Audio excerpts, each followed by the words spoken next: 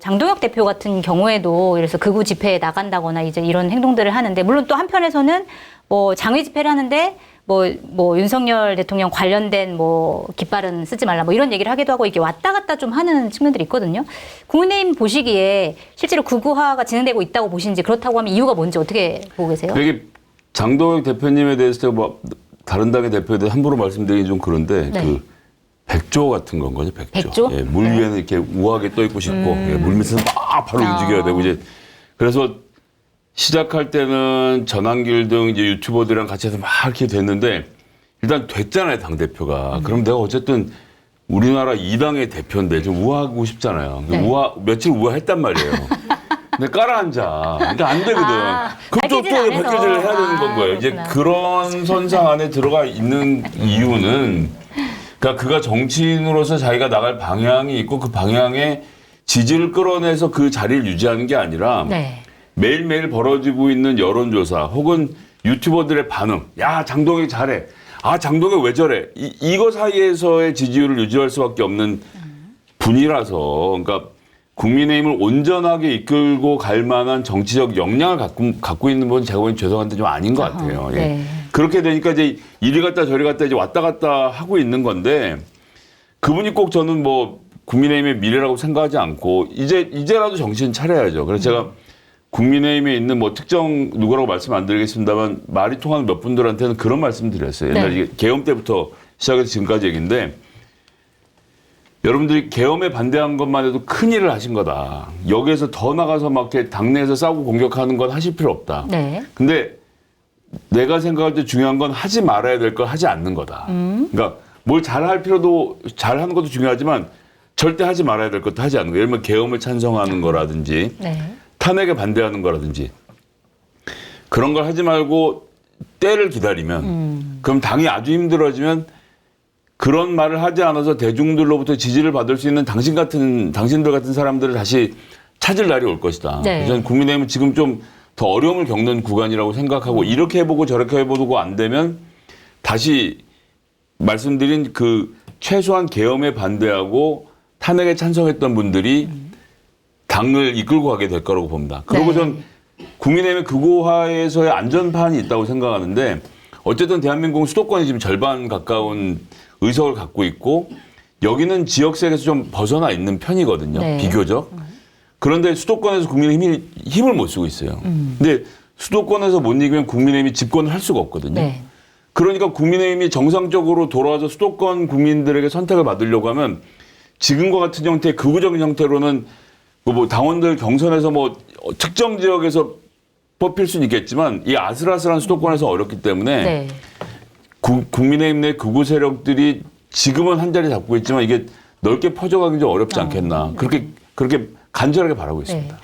결국 이제 지금 선거가 뭐 1년 정도 남았기 때문에 지금은 이제 이런 현상을 보이지만, 선거 치료가 좀 필요해 보인다, 뭐 이런 말씀이신 것 같아요. 선거가 다가오면 좀 달라질 수도 있다. 그러니까 예를 들어 서울시장 선거 나갈 사람이 네. 성적이 막 이스라엘 힘들면서 막 부정선거입니다 하겠어요? 네, 못 하잖아요. 그러면 네. 뭔가 당대표가 지금 주장하고 있는 건 미스매치가 될 거 아닙니까? 그런 식으로 되면, 아, 우리가 어쨌거나 민주당을 꺾으려면 조금 더 가운데로 와야겠구나 자각을 하게 되겠죠. 그런 네. 기대를 하고 있습니다. 네. 교수님이 보시기엔 좀 어떠세요? 국민의힘의 극우화 현상 원인이 뭐고, 지금 뭐 어느 정도까지 심각한 건지 어떻게 보세요?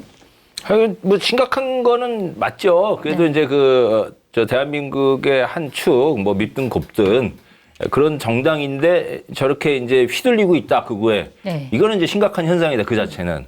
그렇다고 했는데 이제 이거를 바로 지금 뭐 극우당이다, 이제 내란당이다라고 해가지고 그러면 뭐 정당 해산하고 뭐 이렇게 가느냐? 네. 거기까지는 이제 가기가 어렵다. 그러니까 국민들이 그렇지 않다. 지금 네.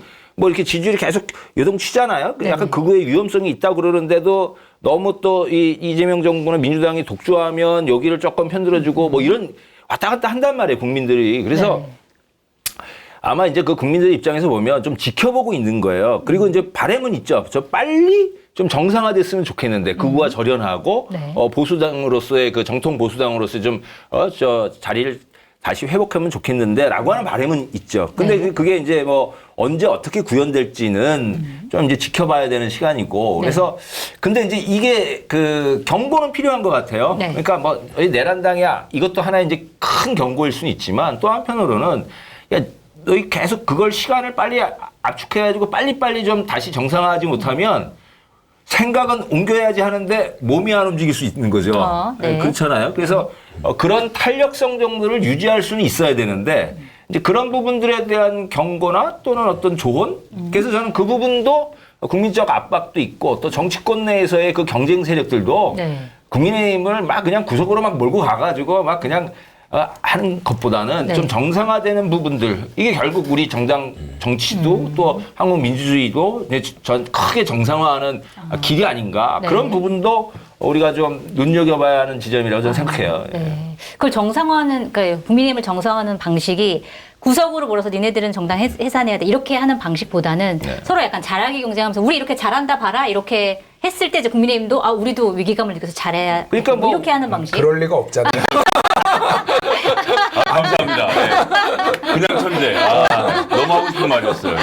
그러니까 민주당도 그런 식으로 갈 이유가 없다는 거고 또 그렇게 한다고 국힘이 또 달라질 그것도 아니다라고 하는 게 이제 지금 우리 정치 현실의 그러게요. 어두움이긴 한데. 웃으면 안 되는데 슬프다 예. 이거. 네. 근데 뭐 국민들 입장에서는 이런 거예요. 그러니까 오히려 야 저렇게 노력해가지고 그래도 정상화라고 좀 도와주기도 하고 이렇게 했는데 네. 그런데도 극우야? 그 길로 간단 말이야? 그러면 이제 그건 정말 국민 심판 받는 거니까. 네. 예, 그래서 좀 국민 뜻에 맡기고 하는 것을 중심으로 정치를 한번 바라보자 이런 이야기죠. 지금. 네. 올천님은 어떻게 보세요? 그러니까 일단은 한국이 사실상 양당제에 가깝잖아요. 다당제라고 하지만은 네. 이게 아까 이제 교수님도 말씀하시고 그랬는데 유럽은 일단은 그 정당들이 다당제이기 때문에 극우 정당이 작게 시작했다가 거의 20년에 걸쳐가지고 지금 세를 얻어가지고 지금 거의 뭐 집권을 하네 결선 투표에 극우 정당이 올라가네 막 이런 것까지 왔거든요. 네. 근데 양당제는 어쨌든 극단주의 세력을 배제하는 이런 장점이 있는데 그 양당제에서도 극우가 나타날 수 있는 거를 이제 미국 공화당과 트럼프가 보여준 거예요. 그러니까. 네. 그러니까 지금 시대에는 극우의 시대고 이거를 어떻게 극우적 이념을 어떤 정책과 어떤 구호로 포장하느냐에 따라서 단박에 뜰 수가 있다라는 거를 보여줬기 때문에 네. 한국의 양당제 이게 결코 안전판이라고 좀 볼 수 없다 이미. 네. 극우가 그러니까 지금은 뭐 아주 직격을 하자면은 극우가 무능해요. 무능하기 때문에 네. 지금 그런 거예요. 네. 제가 굉장히 유심하게 읽은 게 뭐냐면은 조선일보가 선우정 논설위원이 칼럼을 썼어요. 네. 그러니까 국민의힘 초엘리트들의 반구구 연대라는 건데 쉽게 얘기를 하면은 엘리트 우파, 엘리트 보수주의가 먼저 망했어. 보수주의는 이제 엘리트 보수주의와 우파 포퓰리즘이 있는데 네. 엘리트 보수주의를 이렇게 끌고 왔던 게 먼저 망했어. 너희들이 갈 길은 이제 우파 포퓰리즘. 네. 우파 포퓰리즘 말이 그러지. 근데 극우로 갈 수밖에 없어. 엘리트주의, 그 반구구 연대 하는 애들 다 제껴. 이런 거를 조언을 해준 거예요. 네. 근데 기본적으로 극우가 지금 유럽도 그렇고 마가도 그렇고 극우가 지금 잡은 거는 이념만으로는 되진 않아요. 네. 이념은 미끼 상품이고요. 사실은 여기에 너희한테 복지를 대대적으로 줄게. 이런 네. 포퓰리즘인데 맞습니다. 지금은 포퓰리즘의 거두 이재명이 있잖아요. 지금. 거기 이미 뭐가 뺏겼구나. 누가 어떻게 그 평가를 이슈를. 하든 그러니까 여기에 반대되는 거를 우리가 국힘은 가야 되기 때문에 네. 포퓰리즘은 못 꺼내는 거예요 사실은. 그러니까 이미 유능하지가 않은 거. 전략적으로 필요하면 더 이재명보다도 더 주겠다. 네. 이재명 대통령보다 우리가 더 주겠다 이런 걸 해야 되는데 못하는 겁니다. 그러니까 이게 부정선거론으로 어떻게 집권을 합니까? 미국을 마가가 집권한 그 과정을 보면은 뭔가 꿈과 희망을 주고 이런 걸 해야 되는데 네. 그 정도 기획자가 지금 없어요. 국힘에도 없고 바깥에도 없고 네. 다 유튜버들 조회수나 뽑아 먹으려는 애들이지. 근데 그 정도 기획자가 나오면요 극우 정당이 우리나라 보수 정당으로 집권하는 거 불가능하지 않다고 어허, 봅니다. 저는. 네. 네. 저는 거기서 한마디만 보태고 싶은데 네. 그 이제 선우정 씨 칼럼 얘기하셨으니까 엘리트 반구구라고 하시는데 우리나라 제일 극우는 엘리트들이에요. 그러니까 소위 말하는 검증된 상품을 인터넷 최저가보다 저렴하게 판매하고 있는 마키타니 쇼핑몰에서 잡은 직후 강한 햇빛과 거친 바닷바람으로 단시간 배에서 건조한 오징어를 준비를 했습니다. 짧은 건조로 육즙이 풍부해 식감이 부드럽고 감칠맛이 진합니다. 지금 마케타니에서는 배에서 바로 말린 오징어 한 묶음 10마리가 71,000원으로 시세보다 훨씬 저렴하게 판매하고 있습니다. 제철 과일 중 최상품만을 선별해서 저렴한 가격으로 다양하게 구성해서 보내드리는 제철 과일 랜덤 박스는 다양한 과일을 드시고 싶은 분들께 강력 추천합니다. 지금 세팅된 것이 2인용이고요. 배송 메시지란에 공덕포차라고 적어주시면 한 품목을 서비스로 더 보내드린다고 합니다. 지금 주문하시면 유기농 사과 주스 2팩을 서비스로 보내드립니다. 마케타니에서 라온 우리마을 혹은 과일 랜덤박스로 검색하시면 됩니다. 주문 방법은 유튜브 화면 좌측 하단을 클릭하시거나 포털에서 마케타니를 검색하셔서 주문하시면 됩니다. 공덕포차의 다양한 안주거리와 딱 어울리는 프리미엄 소주, 파주 소주는 명품 증류식 소주로 25도라는 높은 도수에도 맛은 부드럽고 달콤한 과일향이 끝내줍니다. 특가 이벤트도 진행하고 있는데요. 검색창에 파주 소주를 검색해서 들어가시면 파주 25 3병 선물 세트가 33,000원 무료 배송으로 판매되고 있습니다. 서울대 법대 나오고 네. 경제학과 나와서 행정고시 붙어서 사법고시 붙어서 80년대 70년대 80년대 독재 정권 하에서 공무원 하겠다고 부역해서 그 이후로 쭉 그 독재가 별 문제 없다고 생각한 사람들이 여기까지 와서 사회 지도층이 되고 나서 윤석열이 계엄을 일으키니까 계엄 오케이. 그러니까 네. 그날 저녁을 잘 보면요. 단 한 명도 이거 정말 큰일 났다. 예를 들면 한덕수 총리가 그 저녁에 이거 정말 큰일 났다라고 전화기 들어서 송채경화 기자한테 전화를 해서 네. 지금 대통령이 계엄을 하려고 한다라고 신고만 했어도 네. 사전에 막을 수도 있었을 겁니다. 그러게 말입니다. 거기 앉아 있는 그 많은 사람 중에 단 한 명도 이러시면 안 되는데 이렇게 말을 하고 나서 도장을 행동을 두드려 하겠다. 그러니까 망망을 두드리고 난 다음에 야 그럼 이제 어떻게 하는지 대책을 합시다 이렇게 된 거잖아요. 그러게. 그러니까 진짜 그분들과 이 군대를 동원해서 민주주의를 압살해도 된다고 생각하는 그 핵심들, 그 소위 말하는 옛날 말로 엑기스, 네. 그게 다 거기 모여 있는데, 네. 예, 이 엘리트들이 무슨 이 반극우 연대를 만들고 있다는 주장은 저는 사실 거기부터 좀, 예, 그러니까 대표님 주장을 반대하는 게 아니라 그 선우의 칼럼 자체가 네. 예, 선우정 칼럼에 좀 대해서. 이상한 말이라고 생각합니다. 맞습니다. 그러니까 그 구체적 지표가 뭐냐면 부정선거론을 믿는 사람들이 네.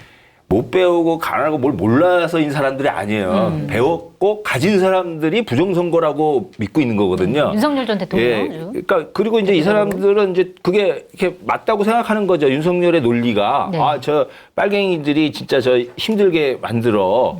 그러니까 제가 이거 연결된 게 지금 막 생각난 게 우리 저 마석에 가면 모란 그 묘지가 있잖아요. 민주열사 공원에. 근데 거기에 이제 일반 분도 어떻게 계시는 거예요. 굉장히 제가 이제 좀 아는 분인데. 근데 이분이 굉장히 이제 좋은 우리 한국의 정말 초엘리트의 우리 명문가. 근데 이제 여성이라는 이유를 거기 묻힌 거야, 할머니가. 네. 그런데 거기를 이제 갔는데 할머니 다른 고모들 뭐 이렇게 갔어. 근데 이분들이 이렇게 어머니가 묻혀 있는 거잖아요. 근데 뭐라 그러냐면 아유, 우리 엄마 잘 있었어. 근데 밤에 잠을 못 자겠네. 주변에 빨갱이들이 많이 있어서. 네. 그러니까 이게 있다니까요, 한국에 네. 정말로. 그러니까 이분들이 부정선거 믿고 한 부분이 있습니다. 단, 이제 우리 김준일 선생님이 이 엘리트, 극우 엘리트, 이제 여기가 왜 지금 잘 안 될 수 있냐면, 이제 서구 유럽도 그렇고 미국도 그렇고 어떤 네. 게 있냐면, 극우 정당이 성공할 때는 강력한 카리스마를 가진 지도자가 있어야 돼요. 아하, 네. 그게 극우 정당의 다 특징이 아까 르펜도 있었고, 미국은 좀 트럼프가 있는 거잖아요. 근데 한국엔 지금 없어요? 그게 없어요. 예, 그러니까 그게 없기 때문에 네. 그 공간을 아스팔트에 정광훈이나 뭐 소년보 이런 사람들이 막 차지하고 들어온 거 전환기를. 네. 그분은 사실 굉장히 세련되지도 않았잖아요. 이 카리스마라는 게 그냥 막- 외모 얘기하시는 건가요? 네, 그러니까 그냥 얼굴 천재 소리 질러서 되는 게 아니고 얼굴 천재 같은 분이 또 한 분. 굉장히 세련돼야 돼요. 그러니까는 네. 반 엘리트적 엘리트야. 그러니까 새로운 우리의 지도자라는 것을 받아야 되는데 그게 한국의 우파는 없어요. 네. 그러니까는 어디서 데려온 게 윤석열이었던 거죠. 네. 근데 네. 그 윤석열이 이제 저렇게 허무하게 가버리니까 그래서 이제 그런 부분에서 보면은 또 그 심각성은 상당히 떨어진다. 네. 예, 강력한. 뭐 근데 예. 이 상황에서 진짜 누군가 카리스마 있는 지도자가 극우 쪽에서 나온다. 그러면 또 판이 확 사실 달라질 수 상황이 있는 달라질 수 있죠. 그런 여러 가지 상황인 것 같네요.